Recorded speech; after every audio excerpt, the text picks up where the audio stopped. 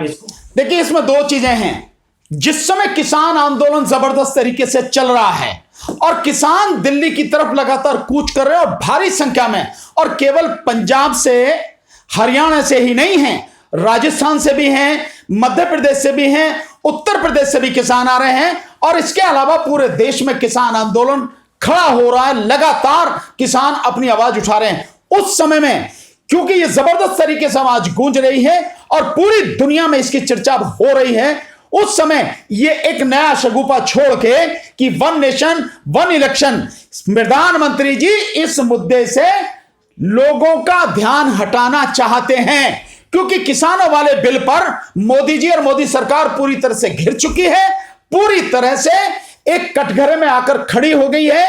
किसान भी सवाल पूछ रहे हैं, मजदूर भी सवाल पूछ रहे हैं, नौजवान भी सवाल पूछ रहे हैं, फौजी भी सवाल पूछ रहे हैं, हर कोई सरकार से सवाल पूछ रहा है। और ऐसे में वन नेशन वन इलेक्शन का जो शगुफा छोड़ा है, ये एक तो वो है कि उस ध्यान को भटकाने के लिए, दूसरा ये पहले भी इन्होंने किया था और मैं मानता हूं कि ये अपने एजेंडे के तहत कभी भी बीजेपी वाले, आरएसएस वाले अपने एजेंडे से हटते नहीं हैं। ये देश के लोगों को सोचना है।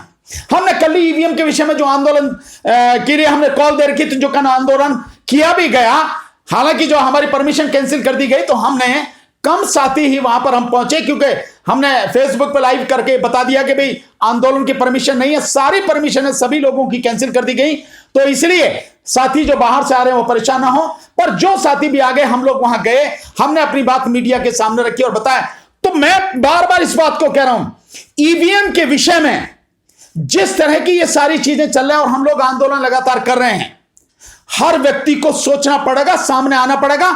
अगर ईवीएम के आंदोलन को पूरे देश में जबरदस्त तरीके से नहीं फैलाया गया और सब तरफ से लोग नहीं खड़े हुए, तो ये वन नेशन और वन इलेक्शन वाली जो थ्योरी है ये भी हो जाएगी। और मोदी जी आगे ये भी कह रहे हैं कि सब कुछ डिजिटलाइज करेंगे, यानी सब कुछ, सब जो भी कुछ होगा वो इंटरनेट से ही होगा, फोन पे ही होगा, मशीनों के माध्यम से ही होगा, और पेपर वगैरह वगैरह कुछ भी नहीं होगा।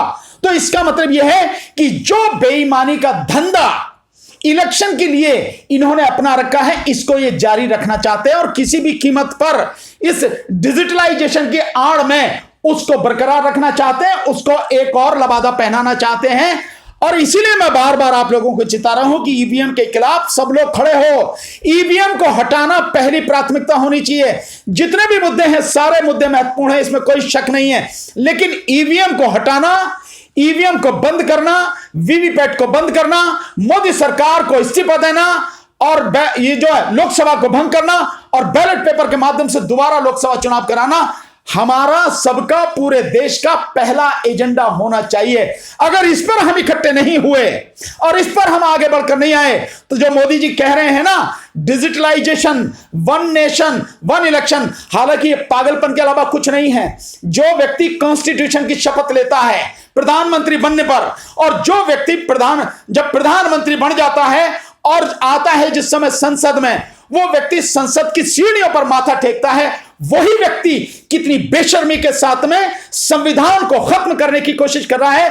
और संविधान में जो हमारे यहां का स्ट्रक्चर है वो फेडरल यानी संघीय ढांचा है हमारे देश का, उसमें संसद है, तो इसके अलावा साथ साथ में विधानसभाएं भी हैं। अब विधानसभा का, जैसे आपको मैं बड़ा ताजा उदाहरण देता हूं, अभी बिहार का चुनाव हुआ है विधानसभा का, और अब यह चुनाव होना है 5 साल बाद। क्या आप चाहोगे कि जब लोकसभा चुनाव हो उसी के साथ में ये चुनाव करा दिया जाए? तो विधानसभा का 5 साल का सत्र कहां से होगा, जबकि एक बार जो चुनाव होता है विधानसभा का वो 5 साल के लिए होता है, लोकसभा का वो भी 5 साल के लिए होता है। तो आप पूरे संविधान को, पूरे संघीय ढांचे को खत्म करना चाहते हैं, और शायद आपकी नीयत, इसीलिए लोग शायद समझ नहीं पा रहे, पर आपकी नीयत में कितनी गंदगी भरी है वो इससे भी समझ में आता है कि आपने वन नेशन वन टैक्स करके जीएसटी लागू किया, और आज उसके बाद में यह हुआ कि जो स्टेट का पैसा था, जो राज्यों का पैसा था, जीएसटी के माध्यम से जो कलेक्शन हुआ, वो आपने हड़प कर लिया वो राज्यों को इस महामारी के दौरान जिस समय उनको सबसे ज्यादा जरूरत है,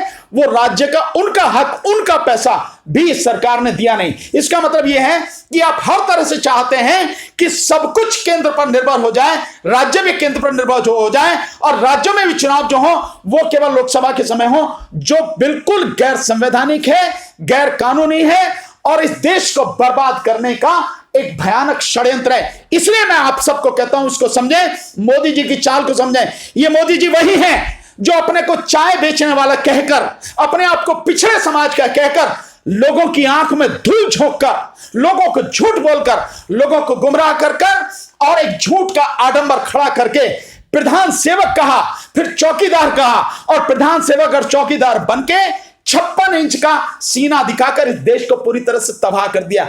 ऐसे व्यक्ति से सावधान रहना और ऐसे व्यक्ति को सत्ता से बेदखल करना, और इसके लिए ईवीएम के माध्यम से जो चुनाव होता है उसे खत्म करवाना, इस आंदोलन को खड़ा करना, ईवीएम बंद हो, यह बहुत जरूरी है, यह सबको समझना जरूरी है।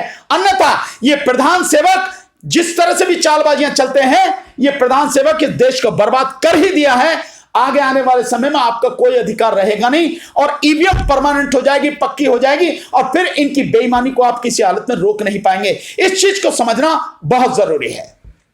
तो सर ये कह रहे हैं कि पूरी तरीके से डिजिटलाइजेशन किया जाएगा, पेपरलेस काम किया जाएगा, तो इसे तो सर यही लग रहा है कि ईवीएम तो नहीं बंद होने वाला है। नहीं, देखिए, ईवीएम तो बंद होगा, मैं आपको दावे के साथ कह रहा हूं, ईवीएम बंद होगा, जरूर बंद होगा। इस देश में ईवीएम बंद ना हो ऐसा हो ही नहीं सकता। बेशक चाहे 56 इंच का सीना हो, लेकिन हमारा सीना भी इतना मजबूत है कि हम भी दिखा देंगे 56 इंच का नहीं, तुम्हारा तो 56 मिलीमीटर का भी नहीं है। और ये जो तुम चालबाजियां समझ चल रहे हो, हम जनता को, इस देश की जनता को तुम्हारी चालबाजियां बता देंगे। तुम डिजिटलाइजेशन की बात करते हो, अबे तुम्हारा फोन तो ढंग से चलता नहीं, तुम्हारा नेटवर्क तो ढंग से चलता नहीं। श्रीलंका भी नेटवर्क में, इंटरनेट में तुमसे आगे है, बांग्लादेश तुमसे कहीं आगे है, और तुम डिजिटलाइजेशन की बात करो। शर्म करो जरा। ध्यान है जब पिछले साल 2019 में पुलवामा हुआ था, पुलवामा कांड के दौरान यही बताया गया था, प्रधानमंत्री की तरफ से यही कहा गया था कि देर से सूचना मिली। क्यों?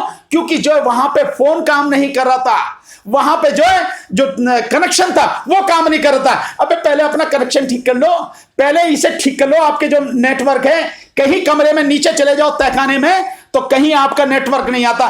पहले इसको ठीक करो और उसके बाद में डिजिटलाइजेशन की बात करो। लेकिन उस सब के बावजूद भी तुम्हारे जो बाप हैं, तुमसे जो बड़े बड़े देश हैं, ताकतवर देश हैं हर चीज में, वो तुमसे ज्यादा डिजिटलाइज हैं, लेकिन इलेक्शन वो भी अपने यहां बैलेट पेपर से कराते हैं। बेशर्मो, शर्म आनी चाहिए तुम्हें कि यहां पे जो चुनाव हो उसे बैलेट पेपर से कराओ, और तुम्हें कराना ही होगा। एक दिन इस देश की जनता जन आंदोलन के माध्यम से सड़क पर आकर तुम्हें बता देगी, तुम्हें मजबूर होकर तुम्हें यह करना पड़ेगा। संविधान में संशोधन करके, रिप्रेजेंटेशन ऑफ पीपल्स एक्ट 1961 में संशोधन करके ईवीएम को हटा के बैलेट पेपर लाना ही पड़ेगा। तुम डिजिटलाइज करना चाहते हो, करो, कोई रोक नहीं रहा, लेकिन इलेक्शन यहां बैलेट पेपर से ही कराना पड़ेगा, ईवीएम को जाना पड़ेगा। क्या कारण बताया था आपने जो 26 तारीख को जब कॉल किया था ईवीएम पे आंदोलन के जंतर मंतर का, उन्होंने क्या कारण बताया, किस कारण से उन्होंने परमिशन कैंसिल कर दी? देखिए, जो परमिशन उन्होंने हमारी कैंसिल करी, वो परमिशन का जो कारण है बहुत सीधा सा एक है। आप देख भी रहे होंगे, न्यूज में देख रहे हैं, किसानों से भी कह रहे हैं कि हम आपको इसलिए रोक रहे हैं क्योंकि दिल्ली में कोरोना है। लेकिन बात यह कि कोरोना की आड़ में ही ये जो सब कुछ कर रहे हैं, कोरोना की आड़ में ही इन्होंने देश को पूरी तरह से बर्बाद कर दिया है। इनको ये जरा इस सवाल का जवाब दे देंगे, कोरोना जिस समय देश में केवल 500 संक्रमित थे कोरोना से, उस समय तुमने देश को पूरा बंद कर दिया। 2 महीने तक पूरी तरह से, 2-3 महीने तक पूरा लॉकडाउन करके रखा, बंद करके रखा। दूसरी बात, अगर ये कोरोना था, ये कोरोना है, तो इसी कोरोना में अब तुम्हारे ही जो आंकड़े आ रहे हैं, वो मेरे आंकड़े नहीं हैं, सरकार के आंकड़े हैं। रोज टीवी पर शाम को देखो आप कि इस समय तकरीबन 45,000 जो संक्रमण के केस हैं, कोरोना संक्रमण के, वो हर दिन के आ रहे हैं, और लगभग 500, 550, 600 के आसपास मौत हो रही है हर दिन।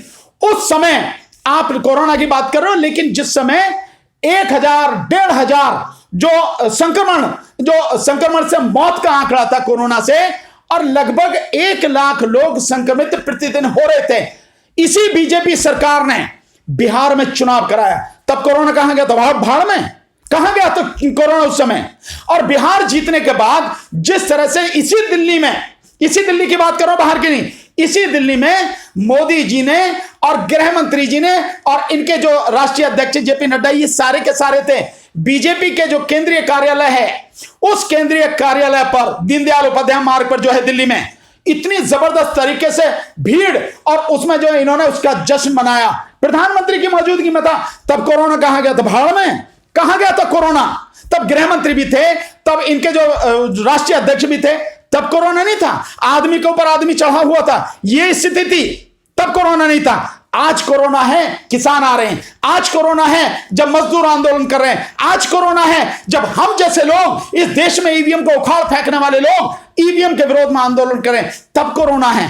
और इनका कोरोना तब भी नहीं था जब इन्होंने जाके वहां पे अयोध्या में जाके वो शिलान्यास किया था, तब कोरोना नहीं था। तो इसी से समझ में आती है कि श्रीमान प्रधान सेवक महोदय, चौकीदार महोदय, उनको जब अपने लिए कुछ भी करना हो या जब देश को बर्बाद करने का कोई काम करना हो, जब कोई भी योजना उनकी लागू करनी हो, उन्हें कोई भी उन्हें वो करना हो, प्रदर्शन करना हो, तब उनके लिए कोरोना नहीं है। और जब किसान आए आंदोलन करने तो कोरोना है, मजदूर आए तो कोरोना है, हम लोग ईवीएम के विरोध में आंदोलन करें, सरकार की सभी नीतियों के विरोध में आंदोलन करें तो कोरोना है, फौजी आंदोलन करें तो कोरोना है, छात्र आंदोलन करें तो कोरोना है। यह केवल एक ढंग है। हमारी भी परमिशन इस कोरोना का बहाना लेकर कैंसिल की गई थी, पर क्योंकि सबकी की गई तो इसलिए हमने शासन प्रशासन से क्या, उससे क्या लड़ना, पुलिस प्रशासन से क्या लड़ना। पुलिस प्रशासन को तो जैसे आदेश होंगे वैसे ही वो सब करेगा। उस सब के बावजूद भी हम लोग कल गए, अपनी बात मीडिया को हमने रखी, मीडिया के सामने अपनी बात कही और अपना जो संदेश था वो सभी लोगों तक पहुंचा। और मैं आपके माध्यम से जो भी पूरे देश में जो हमसे लोग जुड़ चुके हैं, इस ईवीएम के आंदोलन को लगातार मजबूत बना रहे हैं, उन सबका दिल से धन्यवाद देता हूं। तो क्या मोदी जी कोरोना को हथियार के रूप में इस्तेमाल कर रहे हैं? 100%, इसमें तो शक ही नहीं है। भाई मोदी जी ने अपने आप ही कहा था, हम समझे नहीं। मोदी जी ने कहा ना कि जो आपदा में अवसर, तो आपदा में अवसर उन्होंने बड़ा बढ़िया तलाशा। एक तो रिश्वत लेने का एक ढंग बना लिया, जिसे आप कहते हैं पीएम केयर फंड, जिसमें तरह तरह से पैसे आ रहे हैं। पीएम केयर फंड, आपदा में अवसर। और जो भी काम करना हो, जैसे किसान विरोधी जो बिल पास हुए, आपदा में अवसर। जैसे मजदूर श्रमिकों के विरोध में कानून पास हुए, आपदा में अवसर। और जितने भी सारी चीजें हैं वो सब आपदा में अवसर ही तो हैं। तो इन्होंने इस कोरोना को, बड़े दुर्भाग्य की बात, एक महामारी है, उस महामारी से देश को बचाना था, देश की जनता को बचाना था, कारगर तरीके से उस पर रोकथाम लगानी थी, लोगों की सुरक्षा करनी थी और चिकित्सा सुविधा गरीब से गरीब व्यक्ति तक पहुंचानी थी। पर अफसोस वो तो कुछ किया नहीं, लेकिन इस आपदा के समय को अवसर के रूप में इस्तेमाल करके, हथियार के रूप में मोदी जी ने इस्तेमाल किया। और वो भी देश के आंदोलन को रोकने के लिए, सीए एनआरसी के आंदोलन को खत्म करने के लिए इसका इस्तेमाल किया गया। ये जो आपदा में अवसर है, ये कोरोना और किसानों के साथ जो हो रहा है वो सारा सब कुछ, सब आंदोलन को, जो जन आंदोलन है, इसी को रोकने के लिए इस कोरोना का फायदा लिया जा रहा है। जैसे बैंकों का जो बड़े बड़े बैंक थे उनको मर्जीकरण किया गया, दोनों को मिलाया गया, ये आपदा में अवसर, ये उसी कोरोना के संकट के समय हुआ है। ये सारी चीजें मोदी जी ने इसका गलत इस्तेमाल किया है देश को बर्बाद करने के लिए, और मोदी जी की नीतियों के विरोध में जो आंदोलन खड़े हो रहे हैं उनको रोकने